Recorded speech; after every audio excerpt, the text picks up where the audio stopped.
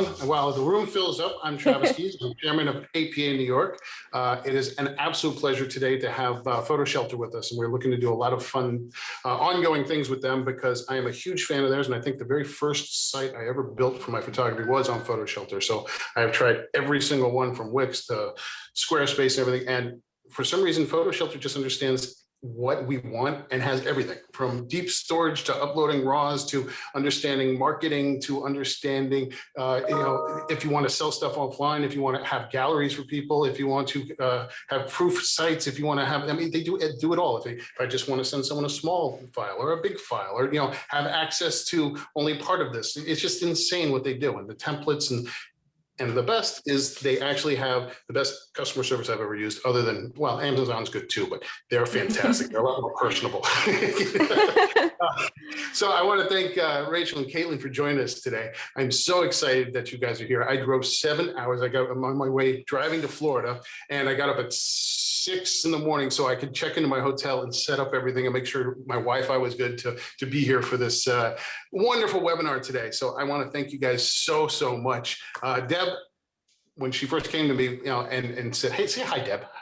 Hey, everybody. Thank you for being here. Really excited to have you here. And keep your eye on our APA emails because we have a bunch of really more great stuff coming up. So, do you have teasers of any of them? We have a great event coming up with for the next one in March and one in April. We have great events coming up sponsored by Hannah Mule. Oh, yeah. And I learned to pronounce it correctly. I was always saying Hannah Mule. It's Hannah Mule. Mule. First of all, it's a friend of mine, Esteban. Yeah. Esteban's going to be speaking on March 22nd. We also have this really fabulous photographer speaking on March 11th named Cornell Watson, who has a really fabulous work, award-winning work, and he has a really great story. He was working in HR like a year ago and got laid off because of the pandemic, and he was already working on his photography on the side and started going as a photographer full-time during the pandemic, and is doing assignments for all these top publications and everything, winning awards and stuff. And so he's going to talk about his work, and he's going to talk about how to improve your work. And so, yeah, other things too. So just keep your eye out. We have a bunch of great stuff. Yeah, his story is fantastic. His work's great, but his story is fantastic, and I'm really excited about that one. And to let you guys know, we're going to be talking about all kinds of stuff, some deals that we have for our APA members with PhotoShelter, and for those of you that are not APA members yet, you won't know about our special behind-the-scenes members-only discounts, but I think PhotoShelter might have something for you at the end of this. But if you want to learn more about APA, please check out apanational.org, because we're photographers advocating for photographers, and we're there to give you knowledge and advocacy and and networking and all kinds of stuff that in a community that is hurting right now. We're there to make that community smaller and support one another and really look out for one another. And that's why I'm so excited to bring Rachel and Caitlyn in today. And we will have a Q&A at the end. So there's a little button down there if you look down below, and it says Q&A. Put your questions in there, and I will be watching for them, and I'll ask the questions at the end once they're done with their presentation. Guys, I want to thank you for joining us here at APA. I'm going to hand it over to you. Rachel and Caitlyn, please take it over. Okay, great. So again, thank you so much to Travis and to Deborah for having us today. I'm Rachel Reiss. I am the Customer Marketing Manager at PhotoShelter, and today I have with me Caitlyn Edwards, our Community Marketing Manager. Hi, Kate. Thanks for being here with me. Hello. And welcome to today's webinar, 10 Ways to Earn More with Online Photo Sales. So a little bit of background. We put this webinar together almost a year ago now, last spring, when the pandemic kind of really first took hold, if you will. And we were receiving so many questions from PhotoShelter members asking us, how can I continue to stay creative during this time? How can I stay motivated? How can I keep picking up my camera and make sure that I'm continuing to keep shooting? But probably the question that we got the most was, how can I continue to generate revenue? So how can I generate revenue when I'm not being booked for new jobs? How can I generate revenue when I'm working from home or stuck at home? And how can I generate revenue when I'm separated from many of the things that inspire me the most? So we're so glad you asked. We hope everyone likes gifts. We've got a few sprinkled in here today. We're going to try to keep things kind of light and fun. So one simple answer is online sales. And regardless of whether or not, we're dealing with a global pandemic, if online sales weren't already a part of your revenue strategy, they are a great way to earn some extra income. And this is a topic that is really kind of near and dear to us at PhotoShelter. We've been helping photographers sell online since 2005. We were one of the first services to offer this kind of all-in-one solution for photographers. Our roots were really in cloud storage, but we were also offering back then distribution and sales. And this is a topic that a lot of people come to PhotoShelter for, to be able to sell their work. So we're really excited to bring you this presentation today. So I think the first half of our presentation is going to be more focused on the different ways that you can set up to sell. And then the second half will be focused a little bit more on like marketing strategies and some tactics and some ideas you can start implementing to open up your work to a new audience. I did want to also mention that everything we're going to be talking about today is really applicable to all sorts of photographers, but most of our examples will be PhotoShelter specific, and we will be talking a little bit about how some of these things work with our tools specifically too. Okay, so let's jump right in to number one, offer prints and products.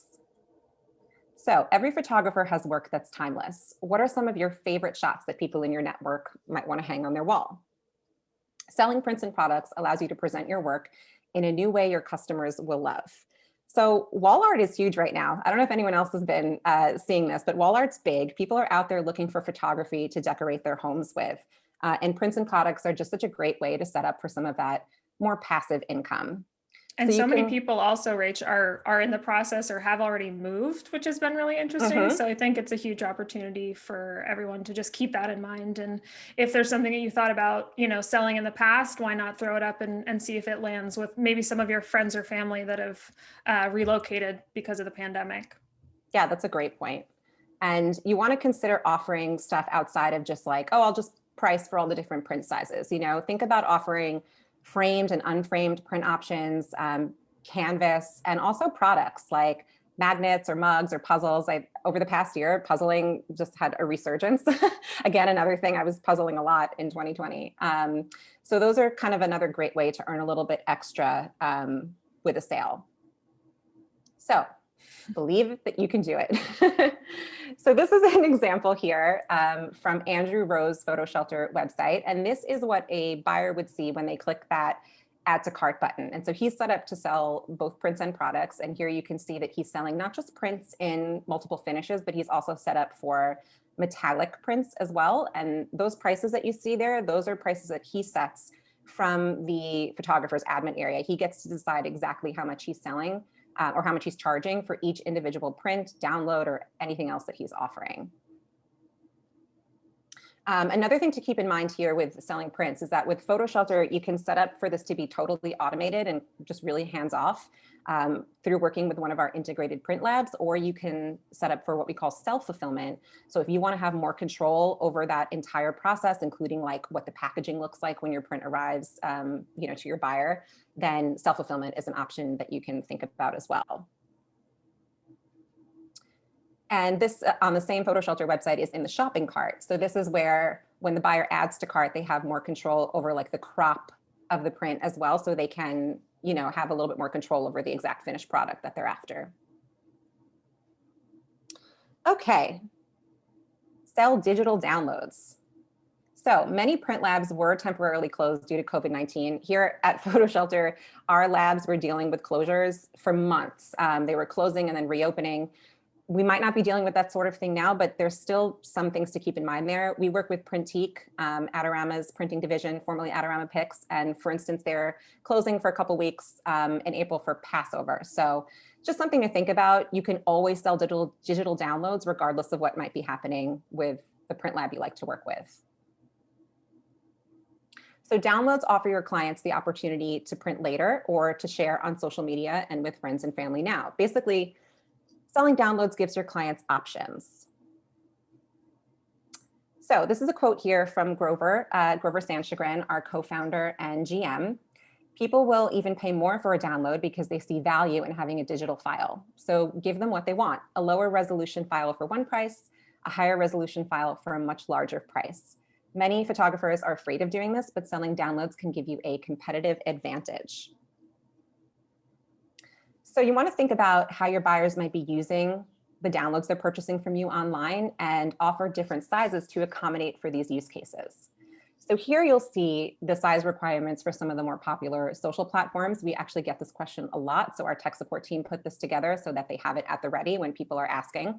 So if you know that your buyer is looking to use the image primarily on Facebook, let's say, then you know the best size to price for. Okay, another example here. We've got Ian Milam's PhotoShelter website, and this is what the buyer sees when they click add to cart, and he's offering personal use downloads here. That's what we call them at PhotoShelter, personal use downloads, just to differentiate between the more formal types of like licensing, which we'll go over in a moment. But it's easy to see here that he has set up for personal use downloads in a range of sizes, all the way from a small 500 pixel version, all the way up to the original size. And he's able to set a price for each one of those as well, you know, as he wishes. And one thing I want to highlight also with this example is he's actually included some descriptions about the different sizes. So this is something I think that can really help just lead your customer kind of in the right direction.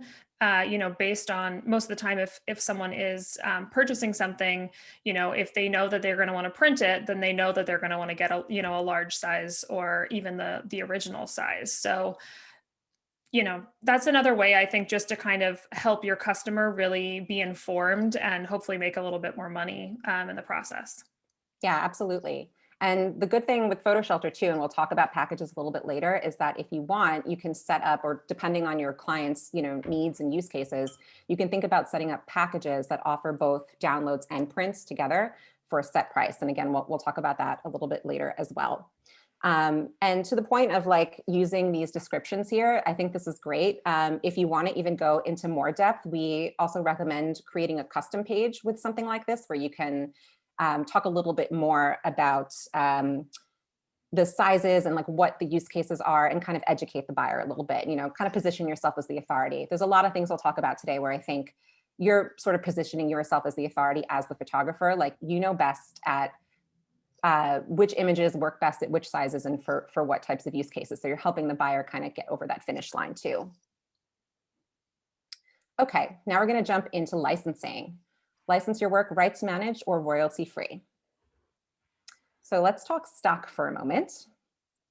Now's a fantastic time to go through your archive and see what might be a good candidate for stock photography. So look through past professional shoots, but you should also consider some of your personal work for that too. So let's talk about the difference between rights managed and royalty free. With rights managed, you're allowing your buyer to use the photo that they license from you only within the terms specified by the license. And we'll see what that looks like in just a moment. Here it is. So when you're purchasing a license from a photographer that uses PhotoShelter, when you're adding the image to cart, you get this sort of pricing calculator. And this is powered by PhotoQuote. We have PhotoQuote's pricing grid software integrated into PhotoShelter. And so all of this is running based on industry standards. So the buyer is able to select where they want to use the image, how they want to use the image, for how long, very specific usage terms, and then a price will just generate for them on the spot where they can add to cart and check out immediately. So you can really set this up to be hands-off. We do also have a tool where you can kind of negotiate on a license with a client. So if you're not feeling like these rates are what you're hoping for, you can adjust the rates, or you can set up to negotiate. So if a client like contacts you, we have a tool called Instant Sale that will allow you to do that. Now with royalty free, it's quite the opposite of rights managed. You're allowing your buyer to use the image they're licensing from you any way they like for life. So here on James Ransom's PhotoShelter website, this is a royalty free license in the shopping cart. So you can see there, it's just very simply specifying royalty-free download 4,000 pixels for $4.99. Now, if this were a rights managed license, you would see all of the terms specified here in the shopping cart experience. So it's a little bit of a different, I think, experience for the buyer. And definitely, as a photographer, you want to think about which is best for you. The two licensing types totally conflict with one another. So how do you choose? Do you mind just going back one slide real quick? I did want to highlight, so James actually did something that Rachel had talked about earlier, and up at the top in his navigation items next to images, he has licensing info. Yep. So he actually, is taking advantage of the custom page feature and again, just kind of educating people. So as much as you can, I think, be the authority and really sort of show that you have the client's best interest and you understand the different use cases, I think that's a real way to get ahead. 100%. And that's a really smart move that we'll see over the course of today's presentation, where you can use your website in seemingly simple but creative ways to make it very clear that your stuff is available for sale and how. So great point, Kate. So how do you decide rights managed or royalty free, which is right for you? There's actually a lot of information out there about this. We're going to just focus on a couple of quick things today to keep in mind. So with rights managed, it's really about lower volume but higher rates, right? So you may not sell as frequently, but rights managed licenses have the potential to bring in much higher fees. On the flip side, with royalty free, it's kind of more about high volume and lower rates. So you may see more licensing sales with royalty free, but you probably won't be making as much per license. And I did want to mention before we leave this section that we've actually just updated the photo quote pricing grid to the latest version of the photo quote software at PhotoShelter. So now there's like 115 new, kind of more modern, up-to-date licensing categories that have been added. So anything from like licensing specifically for social media to licensing specifically for a landing page or like a software package or that sort of thing have been added into the grid. And those are things that people have been, asking for. And now you have this ability to sell in these different ways. Okay, custom packages. So we talked a little bit about this, but let's get into it in more detail. Does everybody remember picture day at school? After your picture was taken, you would get like a package. Maybe you'd have like a couple 8x10s and a couple, 4x6s and some wallet size prints. Basically, packages are allowing you to offer bulk discounts while also providing you with more control over who gets what. So here we have an example. I think this is Wolfgang Leonbacher's PhotoShelter site. And he is selling packages for these skydiving photos. So clearly the people in these photos are running here to buy these. I would be. But he is smart in that he's set up packages so that people can get a certain number of downloads for a set price instead of having to kind of, purchase one by one. Again, you can also combine prints and downloads in one package, which is another smart thing to do to kind of take the decision-making out of it for your buyer. And here, this is what it looks like when a buyer is making their selection for their package. So they're kind of dragging and dropping images from a gallery into the package bundle. And one thing that's especially cool, I think, about Wolfgang is he's actually an adventure photographer, outdoor sports, things like that. And I wouldn't say that many adventure photographers are necessarily skydiving. I'm more familiar with them in terms of rock climbing and things like that. Mm-hmm. But, he's taken advantage of the skills that he has through some of his outdoor photography and has kind of turned it into another revenue stream by, working with skydivers. Not everybody wants to skydive, so totally understandable. But, I think if you don't have that fear, it's a cool idea for sure. Yeah, and that's a great point. And as I mentioned, offering a lower number of options for your buyers is usually going to help them decide, what to buy. So if you've priced an image with every possible print size and every product and every download size, it can be a little bit overwhelming for your buyers. So packaging stuff together for one set rate is really a good idea to, again, take some of the decision-making it out of it for them. So you, again, can also consider packages that combine both prints and downloads. And going back to this whole idea of like positioning yourself as the authority, best which images will look the best at which sizes. So this is another thing where you're going to like maybe make a package of only specific sizes because you think this image is good for those sizes and not for others. So another thing where like you kind of want to lean on your chops when you're deciding how to set that up. Okay, so we just talked about a few different ways you can set up to sell, and now we're going to run into some of the more strategic things you can do when it comes to selling. So number 5 here is make it feel exclusive. Limited edition art can amplify demand, which leads to higher prices. So think about creating a few limited or special edition prints or products and price these higher. Here we have a nice example from photographer Shannon Wild. Again, seems simple, but very smart. Just title your gallery limited edition. So people, you're just taking kind of the guesswork out of it for them. They don't have to figure out like where to find that, how to find that, looking through every gallery and every image. It's just very straightforward. And she notes also in that other gallery, she has a little description that talks about that she selected those images as her favorites. So I think, again, that gives people a little bit more, certainty in terms of whether or not they would want to purchase these. So she does all sorts of like little psychological tricks that I think really work out for Shannon. Yeah. And just going back to what we just said, this is another situation where you as the photographer, you really know best, you know your work the best, and you're going to be able to make specific decisions about what kind of stuff you want to offer in this way. And here's another example, very similar with Allison Wright photography, just titling that gallery limited edition prints is a smart thing to do. And if you can match the right image with the right audience, you will be sitting on a revenue opportunity. So, okay, number 6, make discounts and promos work for you. It's hard to beat a sale or a coupon, even in this economy. Coupons are also a great reason to communicate with existing clients and get on the radars of potential new customers. So what happens now? Sounds easy, right? Oh, I should just create a coupon. How can you use discounts and promos? So just a couple of ideas. You can try delivering designed promos to your existing clients so they can easily refer you to others in style, and take things a step further by offering a discount for each referral.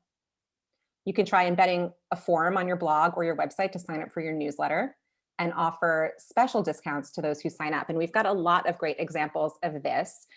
Kate, I believe this was from photographer Bridget Bedore, is that right?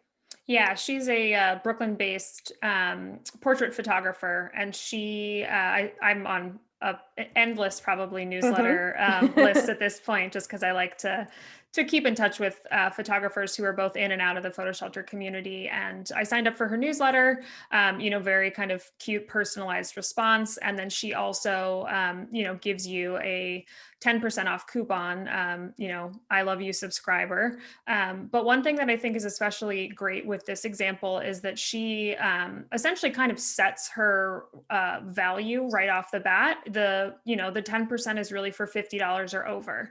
So, not to say that people probably don't just get a print or two from her and maybe it's, $30 total, but I do think that having that minimum oftentimes pushes people over the edge of saying, oh, maybe I'll get one more print, or maybe I'll, get this magnet or whatever she might be offering, and give it as a gift. I think that that's a really great way of kind of pushing people to purchase a little bit more. Yeah, absolutely. And you can set that up with PhotoShelter so that people actually can't check out until they have a certain amount in their shopping cart. So that's a really great point. And here's another example. I think this is with Ian Plant.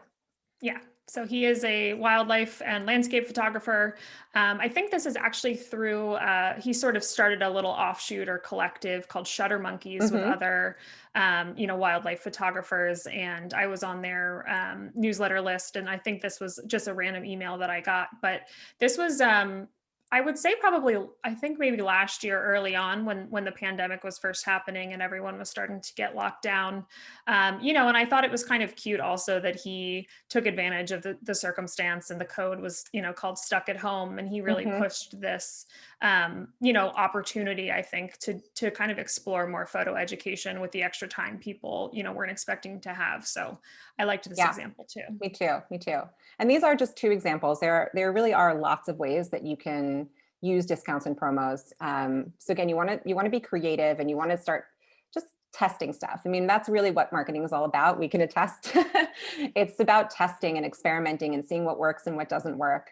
So again, these are just 2 examples, but definitely something to play around with. Now, before we leave this section, definitely want to touch on this a little bit. Do discounts devalue your work? We get this question a lot. I think from where we stand and from what we sit, that discounts don't have to devalue your work, but you do have to know your business. You have to know the numbers, and you can craft something really smart that works for you. So it's basically like something that's well thought out is always going to work better for you than something you just throw together real quick because you're just trying to, oh, the client can't spend that much, so let me do a discount for that person. Discounts should really always work to make you money as the photographer first. And if you're doing it right, you can set up something, you can craft something that will still work well and will still have your client feeling really good on the other side too. So without devaluing your work or your brand. So just something to think about. Again, there's a lot of information out there around whether or not discounts devalue the work that you do. And I think if you set it up right, they definitely don't have to. Number 7, sell your knowledge and experience. So coming away from photo specific sales for a sec, here's an example with Amanda Lucidon. This is her PhotoShelter website. She's got a link up in her nav to her Creative Live online course. And when you click through there, you can see you go right to Creative Live where you can actually, buy the class from her. And she's doing a class on documentary photography, which I think is great. And she was the former, I think, official photographer for Michelle Obama. So she's got a book about it, but she's also got all of these really great, kind of behind the scenes documentary photos that I think she's really leveraged in a cool way. Absolutely. And here's another example. I'm just going to pop out of the presentation for just a sec to show. Hopefully everybody can still see this, but this is Michael Bednar's PhotoShelter website, another great example of a custom page. And he is doing a workshop on getting started in photography. And just everything you need to know about it is here. There's examples, what you're going to get out of the workshop, the price, how to get in touch with him. So this is just a really nice example of a custom page and how to sell something other than photos with PhotoShelter. Okay, do you have a unique skill set or experience? You probably have more to offer than you think. As a photographer, you need to think of yourself as an expert in visual storytelling. You might be an expert in how to shoot in your specific photography genre. You might have a lot of tips and advice to share on gear, developing your personal brands, maybe even like metadata best practices. Even just sharing tips and advice on what's worked well for you in the past and for your business can be super beneficial to others. So maybe you shoot food photography and you've got a lot of great experience with like food styling, or maybe you do family portraits and you understand how to make people feel really comfortable in front of the camera. I think it's a good idea to take the time to think about how you can sell that knowledge and experience. So one way to do that is to create a YouTube or a Vimeo channel and offer subscriptions, or you could consider going the Patreon route. So here we have an example. This is Joni Simon's YouTube channel, The Bite Shot. Joni is an amazing food photographer and PhotoShelter member who's really figured out kind of how to leverage YouTube and make this work for her. And the cool thing about YouTube and Vimeo and that sort of thing is that once you like start building a following, you can start charging for advertising space and become an affiliate. And Patreon is also a great way to build relationships with your audience. So you can use this platform to offer content like your knowledge and experience in exchange for a monthly subscription. Another cool thing I think about YouTube specifically is I do see a lot of recommendations. So Joni, this first video on the left is must-have gear. And I would bet that she's probably some sort of ambassador and would get potentially a kickback through some of the links that she's probably listing in her description. So there really are ways, I think, of connecting a lot of these little things to actually make quite an impact on your revenue stream. I was going to say, I was looking back at a previous slide that I used of hers maybe a year ago, and she's almost doubled her subscribers in the last year. So, amazing. She's passed 250,000 subscribers and, definitely gets money now from YouTube as well. Yeah, she's done a really nice job with this. Definitely somebody to take a look at as a nice example of how to make this work for you. And here's an example with Patreon. This one I think you got, Kate, right? Yeah, this is from Thomas Fitzgerald. And I believe this might have actually come through his newsletter as well. So, it was just kind of an FYI at the bottom of this newsletter that he had, launched a Patreon right off the bat. He says kind of what the minimum commitment would be, which is $2. I do like that he mentioned that it's less than the price of a latte a month. But, he takes advantage of this to offer things like behind the scenes content. A lot of photographers are using Patreon now to do, essentially are able to do, like one-on-one portfolio reviews. They can do a lot of, consultations of any kind if it's about editing, things like that. And even, kind of at the lower end of the subscription amount, a lot of like one-page PDFs that are just best practices and things like that. And I do think, depending on what you're offering, a lot of those are fairly, attainable for even a younger photographer who might just be, up and coming. That's great. A couple of other ideas.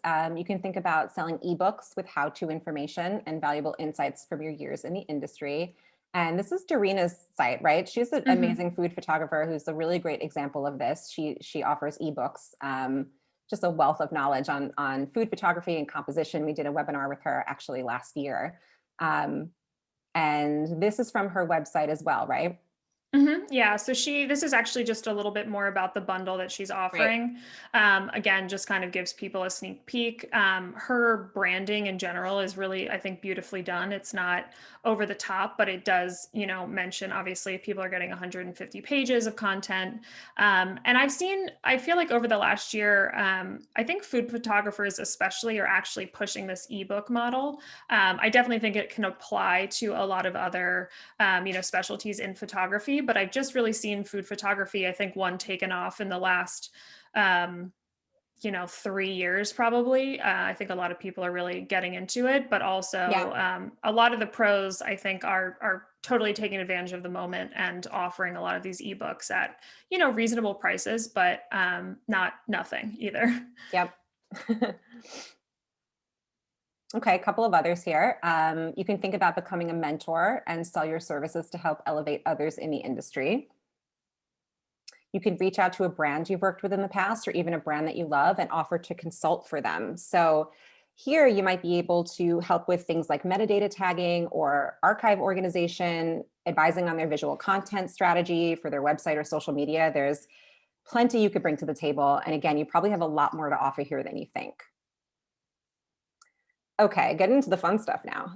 Number 8, work on your search engine optimization. So if people can find you and your work easily, that leads to more website traffic. And if you're set up for sales, that means more revenue opportunities for you. Sounds pretty simple, right? So SEO is probably anything but simple, but we're going to give you 5 pretty easy places to start. So you want to make sure that your images are marked searchable so that Google and other search engines are able to crawl and index the photos. With PhotoShelter, you can toggle searchability, on and off. So really important if you want people to find your work that you're turning searchability on. And on the flip side, if you happen to shoot something for someone, it's a private gallery, you don't want to turn searchability on. You don't want those images out there. So you have, options. You can make stuff totally private, or you can get it out there so that people can find it. Focus on tidying up your IPTC metadata, rein in your keyword strategy, and give priority to fields flagged with the green SEO icon. So this green SEO icon is specific to PhotoShelter, but I'll talk about that in a sec. Just really important that you take the time to think about keywords and unique identifiers you think people might be searching for to find the images that you're trying to sell, and make sure that you're applying the proper keywords and descriptions. Within PhotoShelter, you can add and edit IPTC pretty much every field. And we have this green SEO flag on the fields that you should really be giving priority to make sure that these search engines can find your stuff.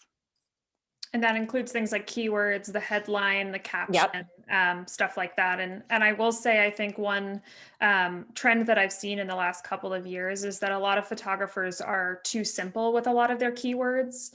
I'll stick with this food photographer example. If you're doing, apple or, peach or cake, you're probably not going to get far enough kind of up the ladder with SEO, because so many people have already sort of built their SEO. So if you can find another approach to, say, pink lady apple, or, apple artificial lighting, something like that, I think that can be a good thing to keep advantage of.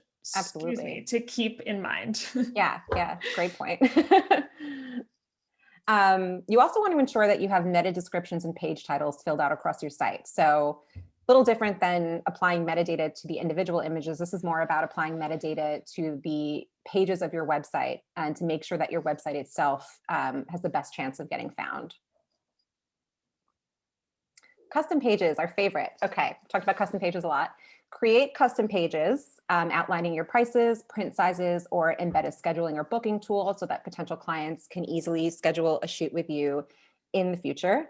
Again, another really great way to include more indexable information on your site, especially more information that makes it super clear that your work is available for sale. And with PhotoShelter, you can create unlimited custom pages. You want to make sure whatever website provider you're using is allowing you to do that, because there's just so many great use cases for them. You're just going to want that flexibility. Set up a Google business account. So this helps boost your local SEO.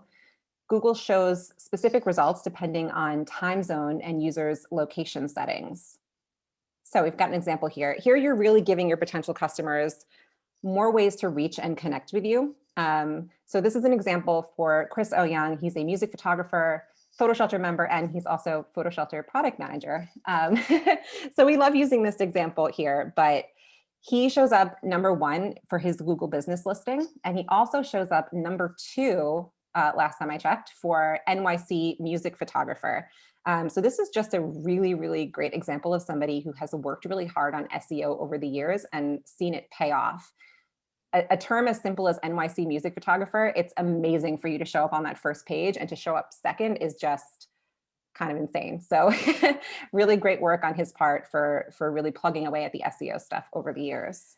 And these rankings do sometimes change. I mean, They do. I think They change all the time, constant, unfortunately. But yeah, it's a constant battle. But I think something Chris has done is just really committed to trying to stay on top of the SEO. Yeah. And I think that has been, whether or not he's first or fourth, anything like that. If you're on the first page, that's a huge win. And yeah. it really is, an ongoing part of every photographer's job. If they do want, SEO and website traffic and things like that, you have to just make the time. It's not the most thrilling work sometimes, but it is, it really is worth it if you want to, get people's attention that might ordinarily not be able to find you. Yep, absolutely. This is Chris's website, just for a little music photography inspiration. But before we head away from this section or into the next part of this section, I did want to mention that we've recently completed a lot of work at PhotoShelter on SEO. To help bring more visibility to our members, and to really boost SEO for our members, to really help their work and their images get found. We've been seeing some great results of all of that. If anybody is interested in seeing exactly what we did, there's a lot of technical stuff that we did. Definitely head over to the PhotoShelter blog. You can easily find that there. Just a list of all the changes that we made to bring more visibility to PhotoShelter members' websites and PhotoShelter members' work. And we also have a free resource for everyone. We offer free educational guides, and we did do a brand new guide last summer with just kind of focused on SEO specifically. And that's totally free, but it's more of a kind of handbook or resource that I think can be really helpful. If you feel like you've done, the first 3 things that you've done the, metadata work and things like that. If you're feeling a little stuck, that's a great resource, I think, to go find, and it is completely free. So that is on photoshelter.com under our resources tab. All of our free guides are listed there. Yeah, definitely check that guide out. There's so much great information in there. And to go along with it, a few months back, we hosted a couple of webinars specifically on SER, one titled Demystifying SEO. So it's just all about all the, it's kind of the stuff we talked about today, but really expanding on that and figuring out all the things that you need to do to get started with a great SEO strategy. So definitely recommend checking all that stuff out. And it's specific to photographers too. Yes, that's the only thing always. That's important to keep in mind. I think there are tons and tons of SEO resources out there, but we have done the more kind of focused work of figuring out how it can really impact photographers and their personal workflows. Yeah, that's exactly right. And last summer, we actually worked directly with Google to make sure that our members can take full advantage of the new image licensing features that they released. So I'm sure most people have heard of this, but basically what this does is it allows for the thumbnails that show up in Google Images to specify that your image is available for licensing if you've placed the appropriate metadata into the appropriate IPTC fields. I believe it's the web statement of rights and or licensor URL IPTC fields. Again, both things can be found on our blog, but Google will show a little badge on the image to help communicate licensing details. This also helps to like reduce accidental theft and just really, increase revenue for our members. This is another little example here of like what you would see if you open up an image from Google Images that has this licensing information associated with it. So really hoping that our members who are interested in licensing their work can take advantage of this, in a big way. All right, number 9, make it easy for buyers to buy. Custom pages. Talk more about your pricing and services on a custom page. What else is new? Christina Peters, we love her. She's an amazing food photographer. We did a couple of webinars with her last year as well. She has an estimate request form embedded on a custom page with just a bunch more information that she wants people to know when they come to her site. And again, more indexable information as well that Google can pick up on, which is great. And it saves her a ton of time too. I've talked with her about this personally, with not having to do this back and forth. She essentially, if someone reaches out, she can even just send them a link and says, hey, here's all my details. I would love to talk more once you've reviewed it. I think it also shows a level of professionalism, but also at the same time, she doesn't want to sort of waste her time going over the exact same 7 questions that a client might have. That's right. And everything in this section is really focused on setting up your website to be sales forward. So another idea that we've seen again today is to use creative language in your navigation menu to make it just extra clear that your work is available for sale. So this is Lola Akinmade's PhotoShelter website. Very simple. She's just got a shop link in her navigation, but it just takes some of the work out of it. People don't have to go looking through each gallery to see if there's an add to cart button or how to buy. She's just got a link up there that just makes it extra clear. And Laura McLone here is taking it a step further. I love this example actually, because there's a few reasons why. She's using a nav item to let people know that her work is available to purchase. But this particular nav item also lets people know that she's having a sale, what they're getting a canvas, what it costs is $89, and she's placed it first in her list of navigation items. So I just love this one. I think this is really smart. I would love to follow up with Laura and see how that's working for her. But I think this is a really, really nice idea here. You could also try getting super specific with your gallery titles and names. So again, this one seems really simple, but just very smart. Instead of titling these galleries, air, analog, fitness, ice and snow, he's placed the word, Matt Baldelli, he's placed the word stock in front of each one. So when a potential buyer is here looking at his work, they know which galleries have images available to purchase as stock. And again, they don't have to start like looking through every gallery and looking through every image to try to figure out what they can purchase that way. I mean, it's just kind of taking the guesswork out of it for them. And Matt's also taken a really great approach, I think, with something like this. I know that he's very on top of, keywording and things like that. So if someone did want to search, they certainly, I think, could find photos of trails or waterfalls and stuff like that. But he also has taken, account for people who might just want to see the full breadth of his work. But also mentioning stock, I would say, makes it fairly, obvious that he can license this or someone can buy some of these images. Yep. Make sure your contact info is easy to find and in multiple places. I love this one because it seems so simple, but it so often gets overlooked. Here's an example on Rob Tringali's PhotoShelter site. This is his contact page where we have like a form that's embedded there where people can contact you directly, but he has smartly taken it a step further by including his location, his phone number, his email address, social handles, and you will see at the bottom of the page in his footer, he's got his location, phone number, email address, and social handles down there too. And that's persistent. That will show up on every page of his site. So he's not making it hard for people to figure out how to get in touch with him, which is the whole point. You want to make it super, super easy for people to contact you if they need to. And this is an example with Julia Robinson's site. She's actually using her about page here, but she kind of combined her contact page and about page. And up in the navigation on the right side, you'll see she's got her contact info up there too. So again, that's like persistent. That's going to show up on every single page of her site. And buyers may have questions for you. They maybe want to negotiate on something. It's really important that they can contact you without issue. And also really important that you respond quickly.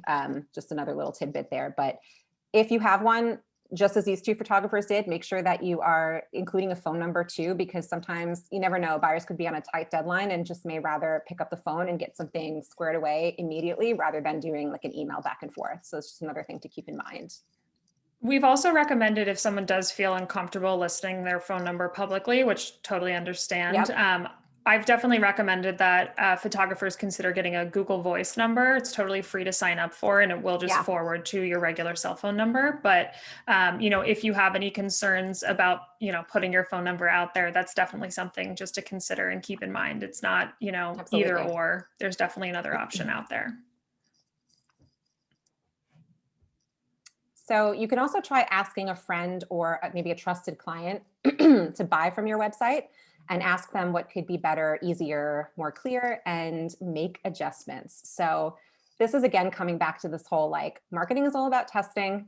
You're going to do it a lot. You're going to just try stuff and see what sticks. And if it doesn't, that learning is as valuable as if something did work. You know not to move on from that and try something else. So you're just going to start throwing stuff at the wall. And I think getting somebody to come in and look at it from another perspective is really, really important.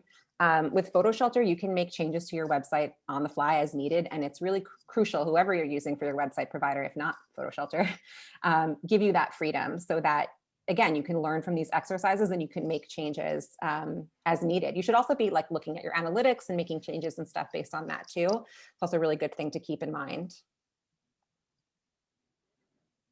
How'd it go in there? Yeah, this is you and your friend when you ask them to go buy from your website.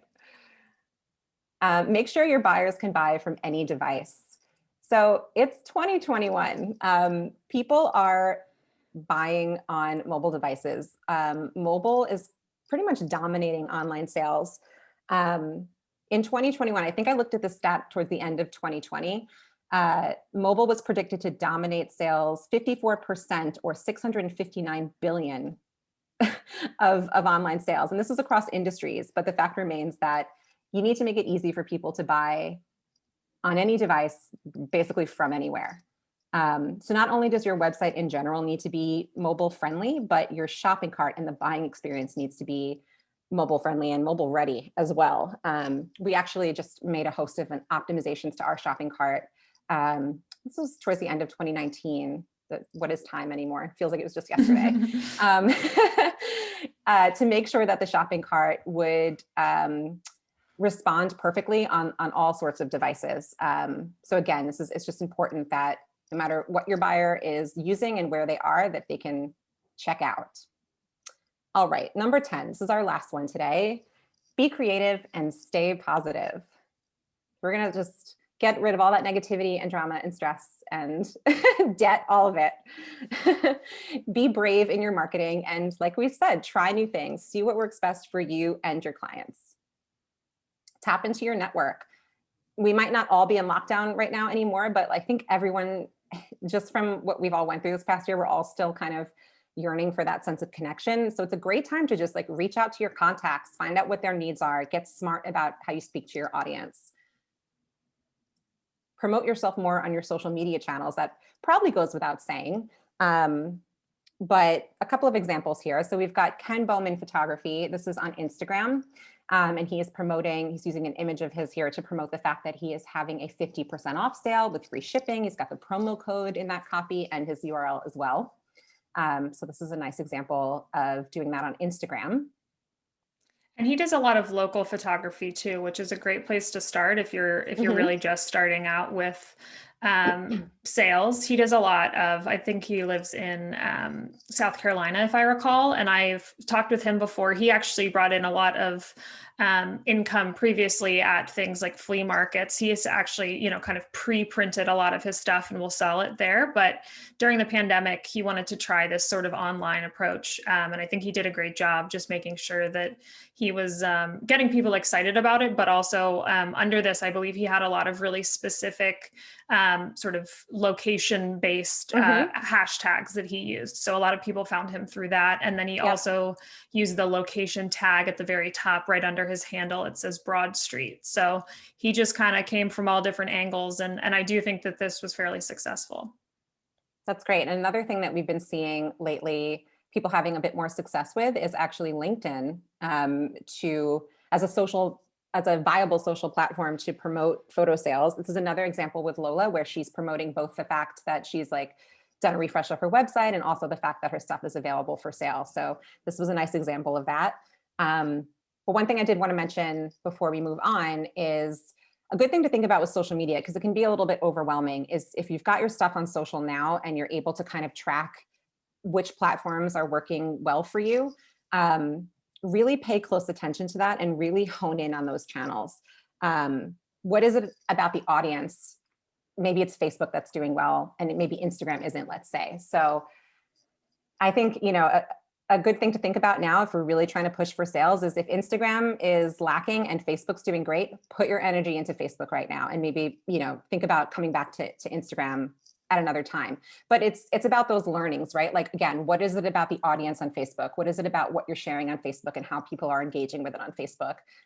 You want to really try to like dig into that, because social media can be a bit of a beast, just like SEO can. So it can be a little bit overwhelming, but if you really try honing in on the channels that feel like they're working for you, you can find a little bit of success there. And then it's also about trying new things like Lola with LinkedIn as well. And also, the other thing to keep in mind, and I think that there sometimes this gets kind of pushed to the wayside a lot, but a lot of photographers are totally willing to talk to you about the different approaches that they've taken. Absolutely. So if you find someone on Instagram that you feel like has done something really successful, just DM them. I mean, the worst they can say is either I'm not available, or, I don't want to tell you my secret or whatever. But I really think a lot of the photography community do want to share, and you're kind of networking even just with that DM. So I do think that it's totally a viable option to just message someone and say, hey, like, this really caught my eye. I think you're doing a great job. I think if you often lead with a compliment, people will really, help you out. Yeah, I totally agree with that. Okay, and just like what Caitlyn was saying before, using hashtags and geotags and account tags on Instagram can also help buyers find your work. And here's another example of a photographer on Instagram who's using all three. So you can see the account tags there are the tags you see over the image itself, hashtags over there in the comment, and then the geotag up there under the photographer's handle. Because buyers might be looking at any one of these places on Instagram to find work. So definitely consider using all three. Weave photo sales into your next blog post or newsletter. We've talked about that a bit. I think this is also Thomas Fitzgerald. Is that right? It is. Yeah. This was, I think, right above his Patreon mention.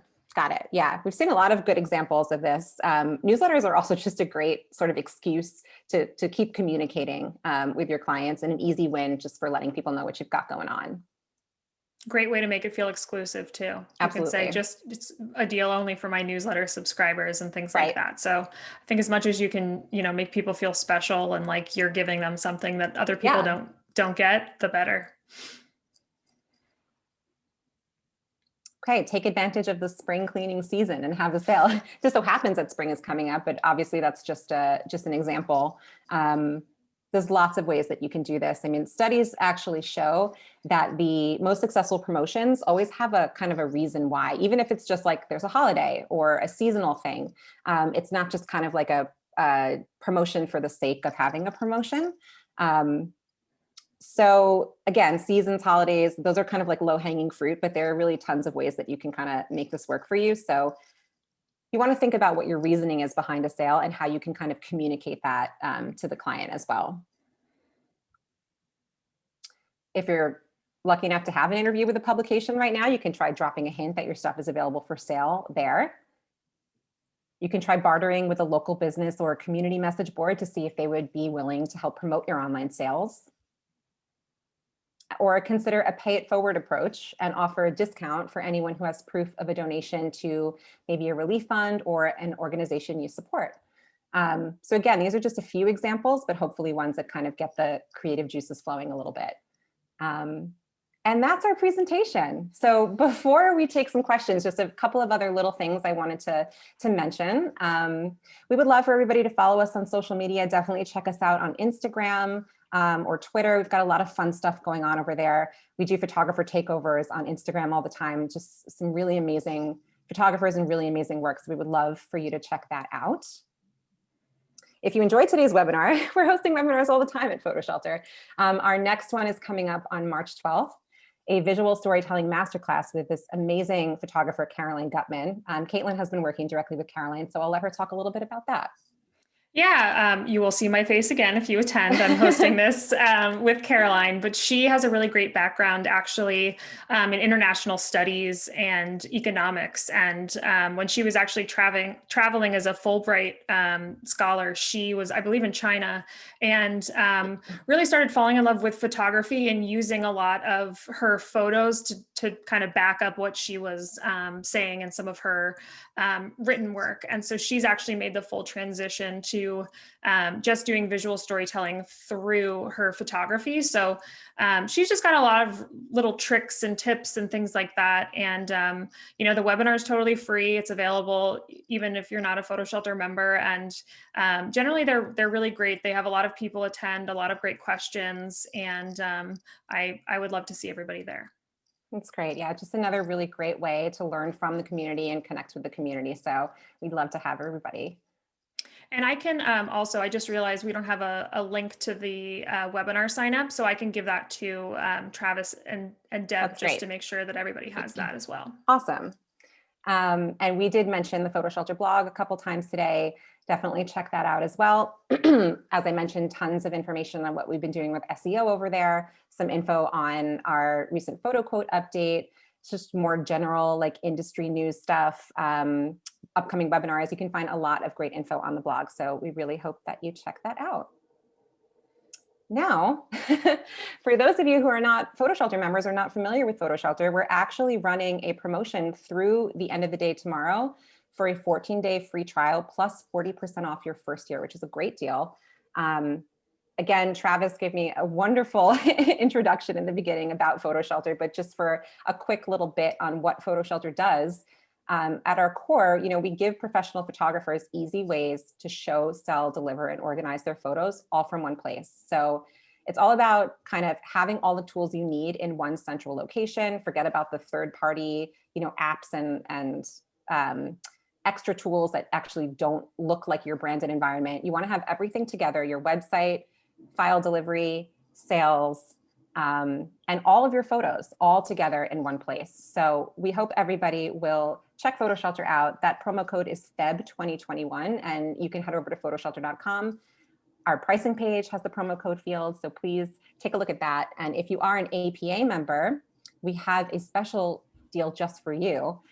You can connect with Travis or Deborah after this call, and they can give you that special code or tell you where to find it. Guys, that's absolutely incredible. And I think one of the special things about PhotoShelter is that it's the amount of tools that you provide photographers with. And I know that one of the craziest things, like I told you, I joined up with PhotoShelter years and years ago. Yes. And I have lost hard drives, I have lost things, and I realized with PhotoShelter, I have photos there that I forgot I had, and we're talking full raw up there that I can download that are saved, and you know, it's that extra security of a cloud backup that is unbelievable. And nowadays with, you know, Google upping their prices and all this deep, you know, stuff, there's just so much that you guys offer. And it's really kind of incredible that, you know, it just, when you're talking about the pricing tool, and I know one of the questions people that had here was the quote info. How is that integrated? And do you have to be a subscriber? And how is that integrated in the quotes, on the pricing quotes that you're you know, kind of delivering this tool for the subscribers? Well, you have to be a PhotoShelter member, obviously, but you don't need to purchase anything extra with PhotoQuote. That stuff is completely integrated into the system and is free for all PhotoShelter members to use. So if you're a member of our platform, you have full access to that PhotoQuote pricing grid and the ability to license rights managed using that software. Yeah. Yeah. Well, another thing that someone wanted to ask is, and they're kind of going to the rights management and royalty free and so like that. And they were very curious on, like, can you set certain photos just one or the other, and certain photos both, or should you do one or the other? They're kind of wondering what are the options of doing that? Yeah, great question. Because the two licensing types conflict with one another, you actually can't price one image in both ways, one single file in both ways. So it's really up to you to decide which images would be best served rights managed and which would be best served royalty free. You can certainly have some galleries in one and some galleries in another, but you wouldn't be pricing the same image with both.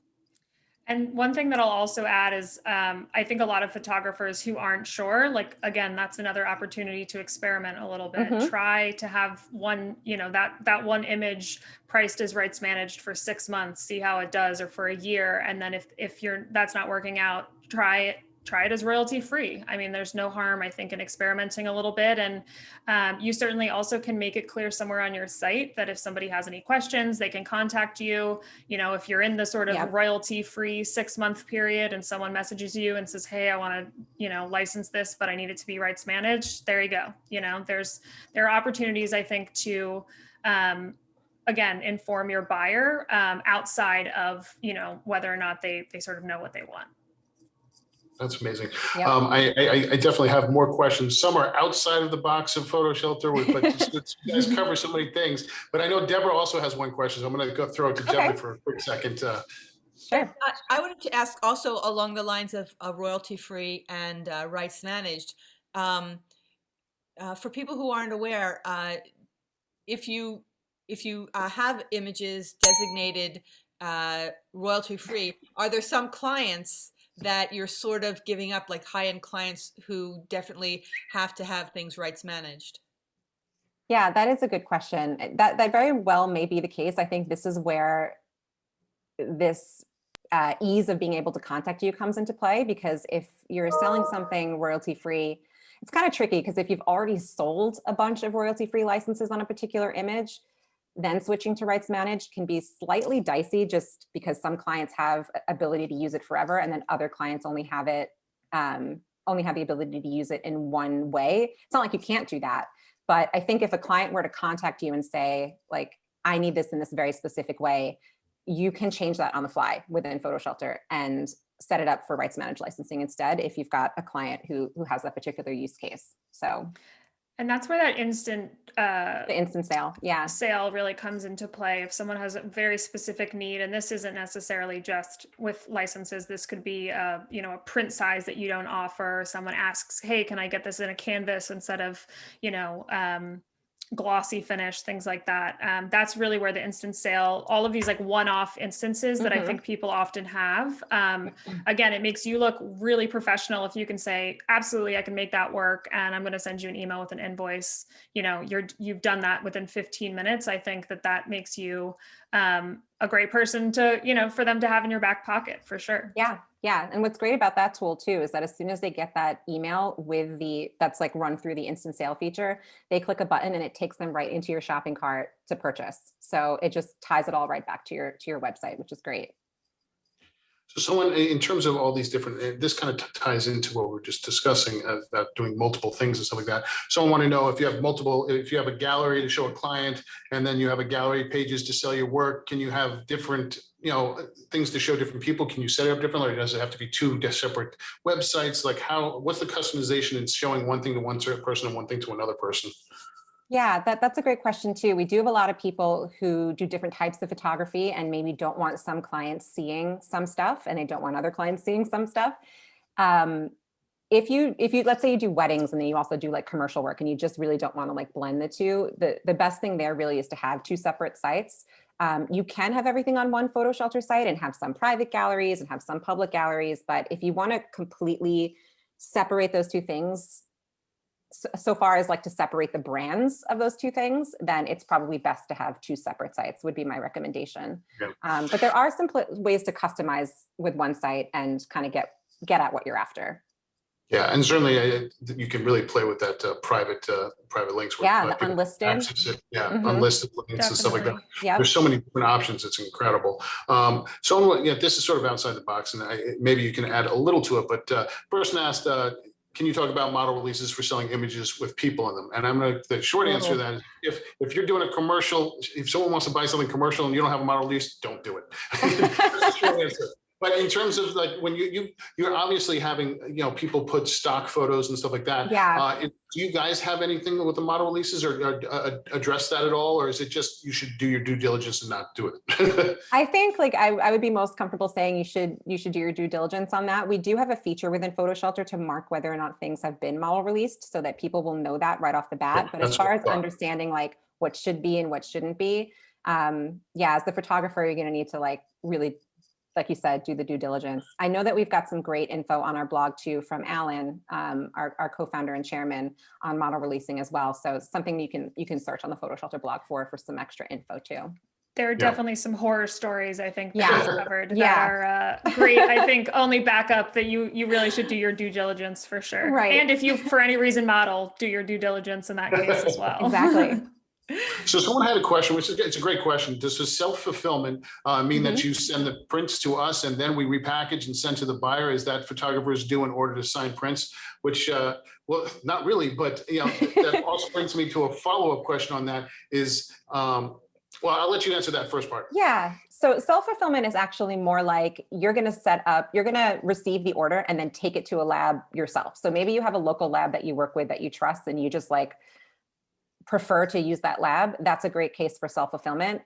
The lab can give the order back to you and then you can handle the packaging and send it to your client. Whereas with automated fulfillment, the orders are going to go to the lab, they're going to handle printing, shipping, and you're going to be able to kind of stay out of it a little bit.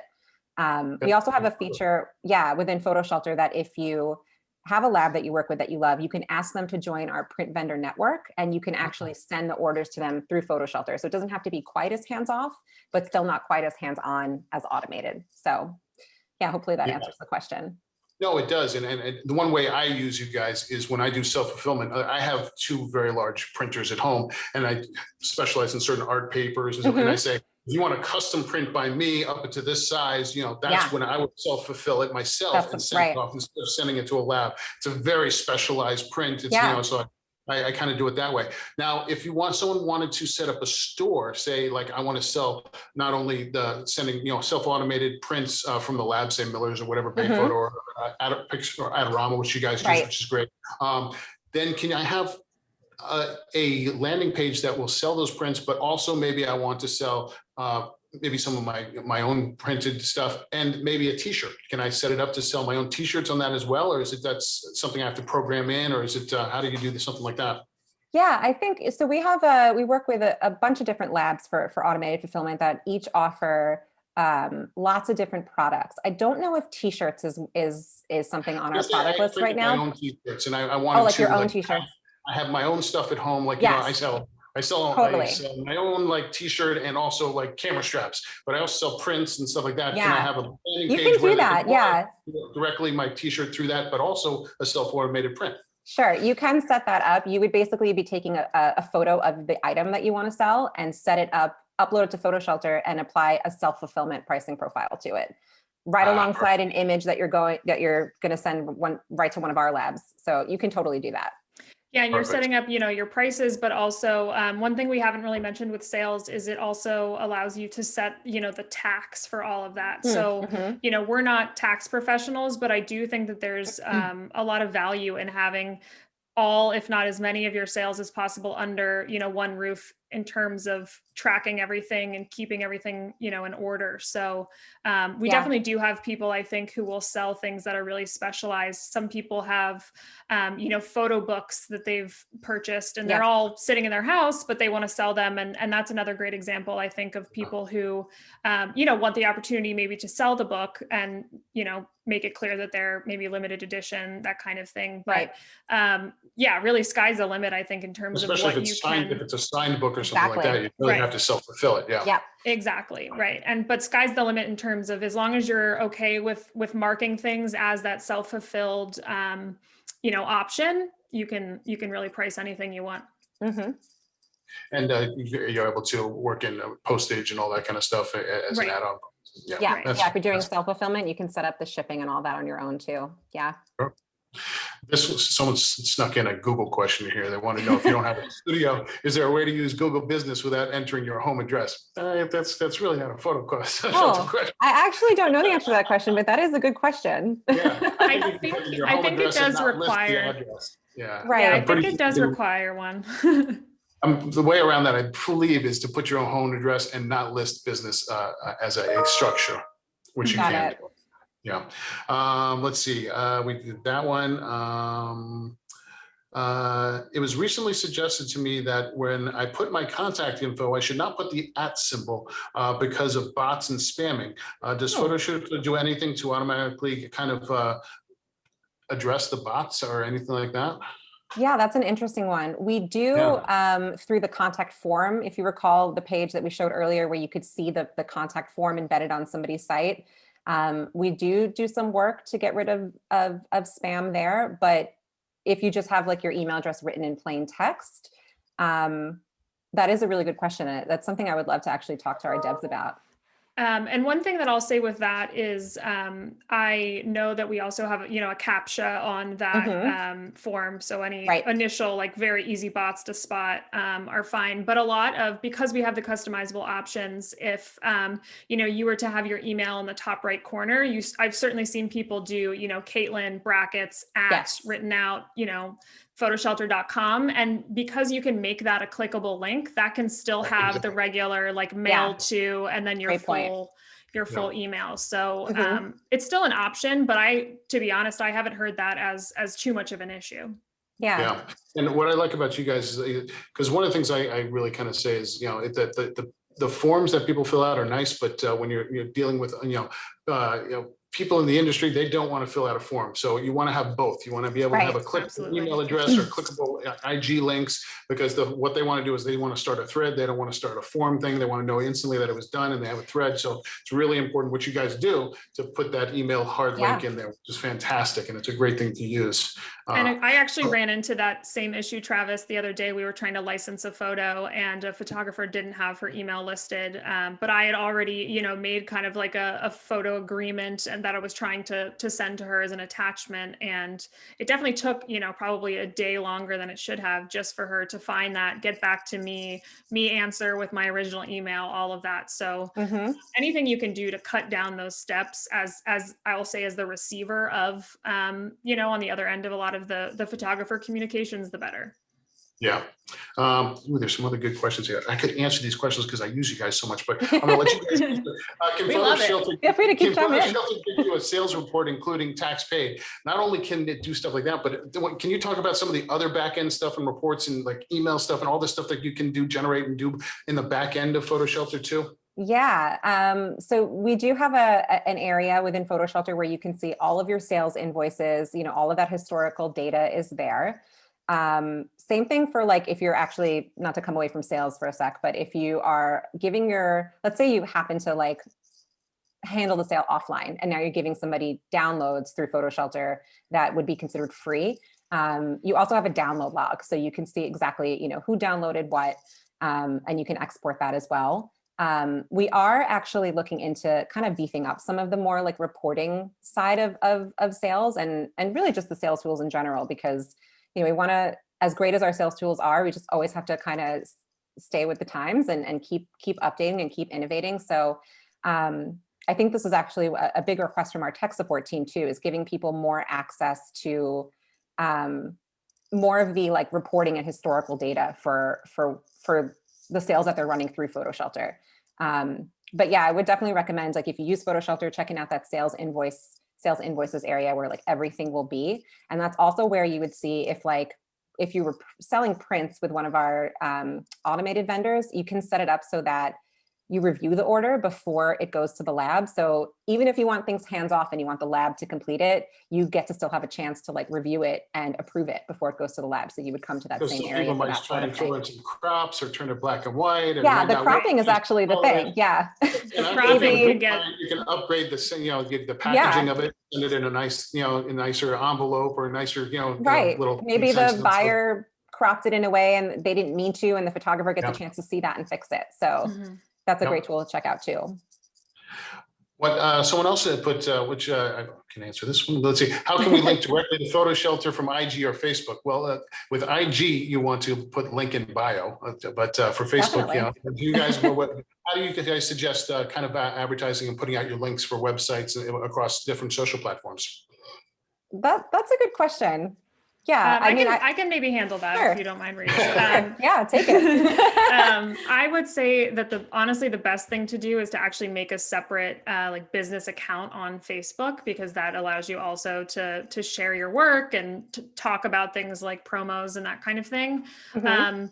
I do also know that within Facebook, in your bio, there is an option to list just like a website URL. I think that that is still kind of a common option, but I personally don't think that it's sort of obvious enough for it to just be on your like personal Facebook. So I definitely encourage everybody to go the more like business account route. Mhm. You know, you certainly can. You don't have to like sign in and sign out if you're jumping between your business account and your personal Facebook, but it definitely, I think, also makes you look a little bit more professional, and Right. is a huge opportunity for you to get people to comment on your stuff and like your stuff, and just have that level of communication sort of separate from your personal. Yeah. Another thing that's a good goals to have, if you set up your Instagram as a business account and you get up to 10,000 subscribers, you can put link in bio and swipe up to Yep. link. So if Mhm. you can do a swipe up, you can say, if you say, it's like, oh, you want to buy this print on Instagram, or you want to see more prints like it, swipe up for more, and it'll send Right. directly to that. So which is really kind of a great tool to use. Yeah. And on Facebook, I would just add too, like, keep posting links to your website, like photos from your website that link back there. Continue posting your work where people can click directly through to your site. So just kind of, Yeah. it's good practice to just keep that up. One of the questions we have is when you use automated vendors, do they collect the tax or are they collecting the tax and you need to report that later? So you would be, if you're taxing your buyers, you would actually be setting that up through PhotoShelter, and you would kind of be handling that, transacting with your buyer one-on-one, kind of outside of us and outside of the lab. So yeah, the lab stays out of the tax part of it for the most part. And that is One of the something sorry, go ahead, Travis. No, I was just going to say, well, one of the great things about those galleries, you said you can set your own prices. What's great about it is when you're setting setting up the self-fulfillment, you're seeing what the lab is charging you. So you're just setting your price above that to get the profit. So automatically, well, if they're charging me $1.98 for a 4x6 print, I charge $5. I know what I'm getting back in profit, or what I need to charge. Yeah. Yeah. And the reason I said for the most part is because we do work with Loxley in the UK, and there is like VAT associated with that. So if you're in the UK, that's something to consider too, but I think they're the only one that has any like extra stipulation like that. I think the question brings a question to mind to me. So you can have someone in England order a print and you'll just use that printer instead of Printique. Well, you would have to be set up to work with that printer already. So if somebody happened to find your work and you were set up to sell through Printique, they would still be ordering it through Printique. So yeah, it's something like, you might come across that for sure, especially if you're trying to bring in, future clients, people you don't know yet. But if you have a good understanding of your client base and you know where people are, then you can also make some decisions based on what lab to use, based on that. And I've also seen some photographers who are US based who will use the like description field just to say, are you based in the UK? Like, email me. I have a UK printer, but it's, I'd say 9 out of 10 of their sales are based in the US. So they want, those sales to go through a US based printer. And what's great is you can set up different pricing profiles with different vendors. So say I shot something in England, I know the client's in England, I can set the profile automatically to that vendor, or I can set it to a US vendor. I can set it, it'll ask me what profile I want to set it to. Yeah, that's exactly right. Yeah. Travis knows stuff. I use it. I love it. I just say it. Great. Good question here. Other than making images searchable with pricing, are there any specifics to allow licensing via PhotoShelter?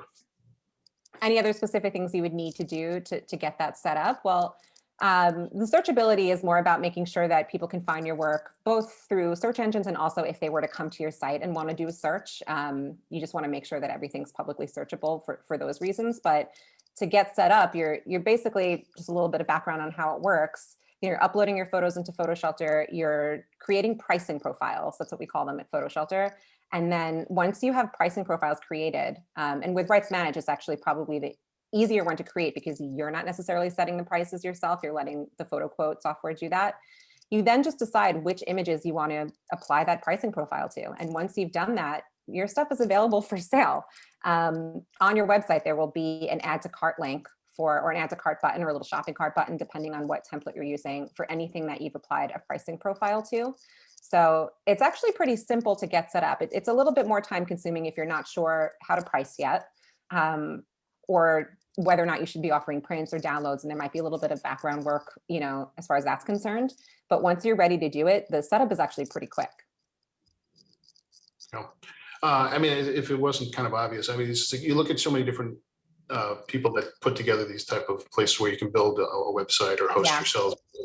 What is so amazing about you guys, and I hate to make this sound like a pitch, but it's just the truth, is that when you have a company that is putting so much into the SEO part of it, which, if you pay that up, just that on the side is more than a monthly or yearly pay, and adding to the raw storage and photo storage, that alone, if you're talking about, all the benefits of the stuff that you're adding on top of just hosting a kick-ass site, it's really amazing. Everything you're getting packaged up in, even at the top tier, I think is like $47, and that's unlimited raw uploads. I mean, it's just and it is true unlimited. I mean, that's the other thing. A lot of people say unlimited, but we really mean it. I mean, there are people that have terabytes and terabytes of photos saved with us. Just like you said, Travis, we've heard many a horror story, I think, of people who have unfortunately lost hard drives, or hard drives have failed them.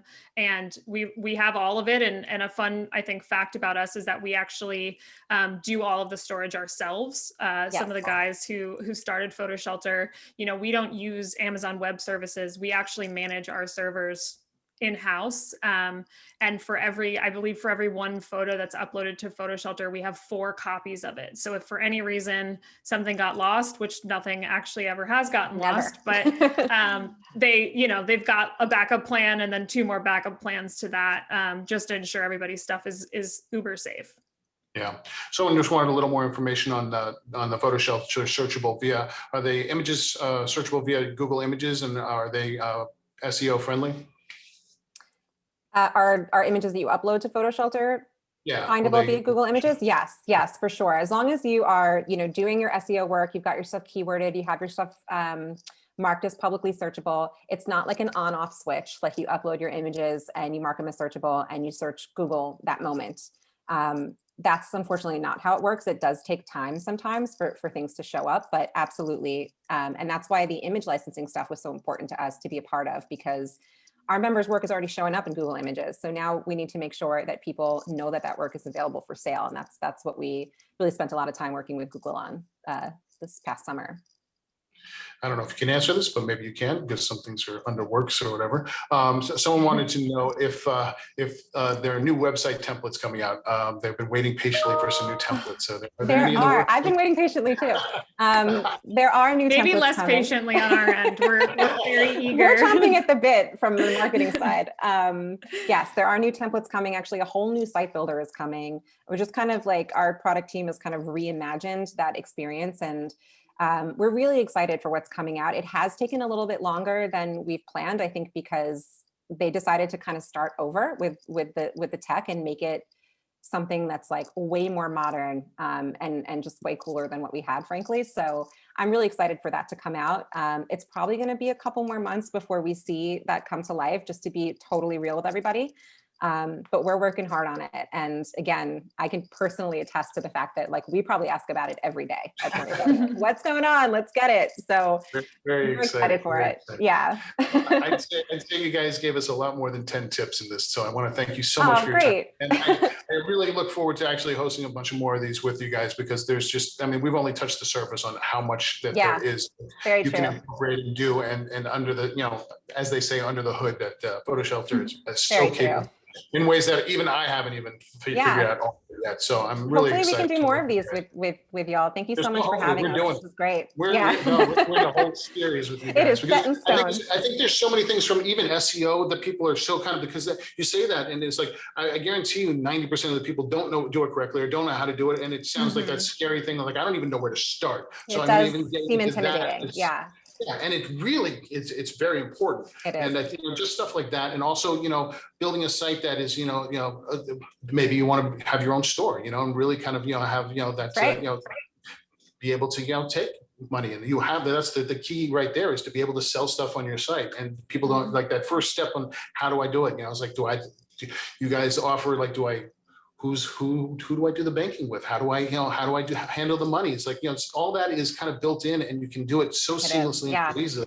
It's like, and the truth of the matter is, you can probably get up a site within a day, no problem, and then customize it and do all this great stuff. Yeah. But if we do kind of bite-sized things on how to build a website or how to do online sales, how to do SEO, all these are great things I think we can do in the future. And I think it just helps everybody, because it doesn't matter if you're doing it with PhotoShelter or not. You should be, because it's all there, but it's going to help you either way to learn all this.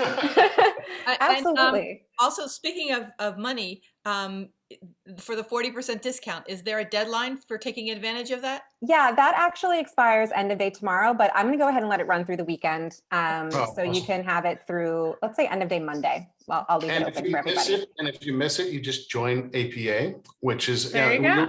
And then if you go to apanational.org, you can go to the members benefits section, and we have a fantastic. I won't tease people here, but we have a great discount with you guys. We're so lucky to have it with you guys, and we're really kind of, and it's in perpetuity. So you get to, it's not just that's right. So, which is really great. This was really inspiring. This was really fun. Oh, I'm so glad. Well, thank you all for inviting us, and for the great questions too. We really love hearing what people are asking about. We look forward to doing the next one. Thank you so much for your time and all the information. It was really a lot of fun. Thanks, everybody. Thanks so much. Bye, guys. Bye, everyone.